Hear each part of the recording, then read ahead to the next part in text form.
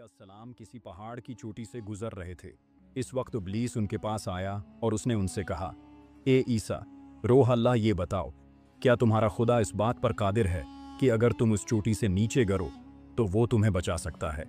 حضرت عیسیٰ علیہ السلام نے کہا، جی ہاں، میرے رب کو یہ قدرت حاصل ہے۔ ابلیس نے کہا، یہ بات حق ہے اور آپ اپنے اس دعوی میں سچے ہیں تو آپ اپنے آپ کو اس پہاڑ کی چوٹی سے گرا دیں، میں دیکھتا ہوں کہ آپ کا رب آپ کو مرنے سے کیسے بچاتا ہے۔ حضرت عیسیٰ علیہ السلام نے محسوس کیا کہ شیطان لعین انہیں ناجائز وسوسہ میں مبتلا کرنا چاہتا ہے۔ انہوں نے اس سے کہا، کیا تو چاہتا ہے کہ میں اپنے رب کی آزمائش کروں؟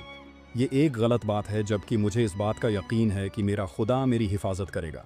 اللہ کا ہر فرمان برحق ہے اور ہمیں اس میں شک کرنے کی کوئی گنجائش نہیں ہے، لیکن میں خدا کی آزمائش نہیں کرتا۔ کچھ دنوں بعد ابلیس ان کے پاس آیا اور ان سے کہا، اے عیسیٰ علیہ السلام، تم تو اللہ ہو کیونکہ تم مرد زندہ کرتے ہو اور غیب جانتے ہو اور لوگوں کو غیب کی خبریں دیتے ہو۔ حضرت عیسیٰ علیہ السلام نے اس کی بات کاٹتے ہوئے کہا، لعین تو جھوٹ بکتا ہے، میں خدا کا مستجاب الدعوات بندہ ہوں۔ اللہ میری دعائیں قبول کرتا ہے اور اسی کے حکم سے مرد زندہ ہوتے ہیں، اور جہاں تک غیب کی باتوں کا تعلق ہے تو خدا مجھے غیب کی اطلاع دیتا ہے، میں لوگوں کو اس کی خبر دیتا ہوں۔ جب ابلیس نے دیکھا کہ عیسیٰ علیہ السلام اس کے جال میں پھنسنے پر آمادہ نہیں ہے تو اس نے چیخ ماری اور ان کے سامنے سے بھاگ کھڑا ہوا۔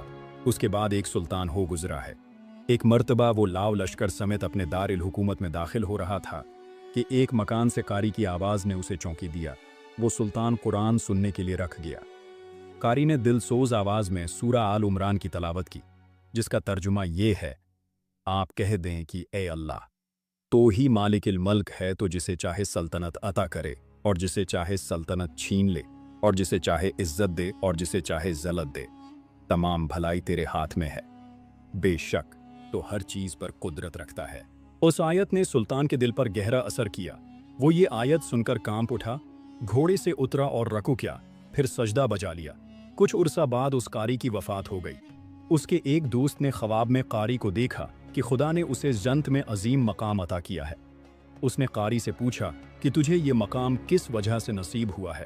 قاری نے جواب دیا، میں تو ایک بدکار اور گناہگار انسان تھا، میرے نامہ اعمال میں کوئی خاص نیکیاں نہیں تھی، مگر اس کے باوجود خدا نے مجھ پر خصوصی کرم کیا اور مجھے یہ مقام عطا کیا، اور خدا نے مجھ سے فرمایا، تو نے دنیا میں ایک سلطان کو ہماری عظمت یاد لائی تھی، اس کی وجہ سے ہم آج تجھ پر رحم کر رہے ہیں اور تجھے بلند مقام عطا کرتے ہیں۔ جی ہاں، اللہ تعالیٰ کا فرمان ہے، تم مجھے یاد کرو، میں تمہیں یاد کروں گا۔ پرانے زمانہ میں انطاکیہ ایک بہت بڑا شہر تھا۔ یہ شہر ایشیا کوچک میں واقع تھا۔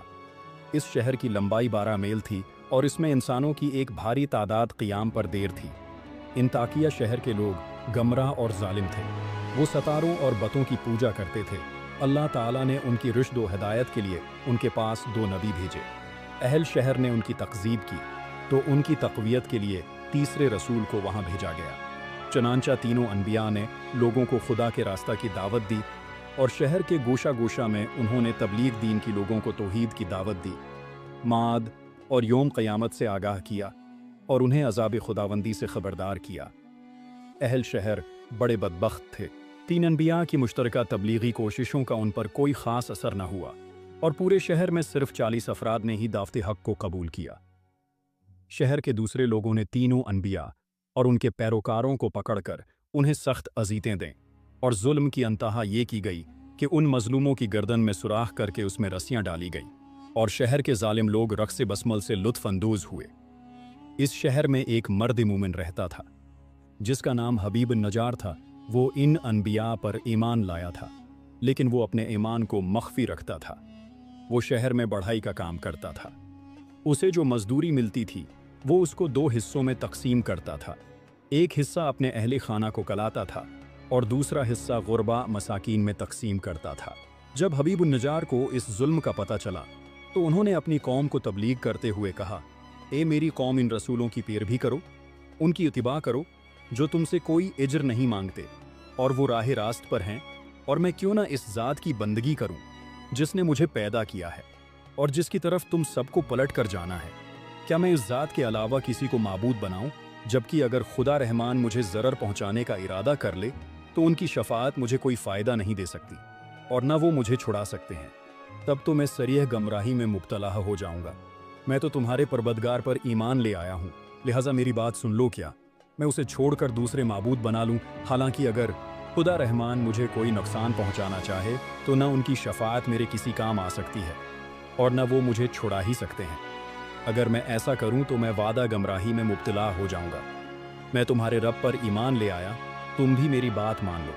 लेकिन जालिम लोगों ने उनकी बात पर कान न धरे और उनकी नसीहत सुनकर ख्वाब गफलत से बीदार न हुए, बल्कि जालिम दरंदे यकदम उस पर टूट पड़े और बेचारे को इतना मारा कि उसकी आंतें बाहर निकल आएं।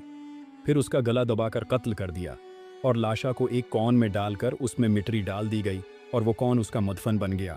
बाज़ रवायात के मुताबिक जालिमों ने उसे पकड़कर आरी से 2 हिस्सों में तकसीम किया था। एक और रवायत में मज़कूर है कि लोगों ने उसकी गर्दन में सुराख किया और उसमें रस्सियाँ डाली और फिर उसे सलीब पर चढ़ा दिया, जहां उसकी मौत वाक़ई हुई। हबीब नज्जार को मौत से कबल अनबिया दिखाई दिए तो उसने ये आखिरी अल्फाज कहे, मैं तुम्हारे रब पर ईमान लाए हूँ, मेरे गवाह रहना। उसके बाद उसकी रूह कफस इंसरी से परवाज कर गई। अल्लाह ताली ने उसकी कुर्बानी को कबूल किया और उसे अजीम सवाब दिया। उसकी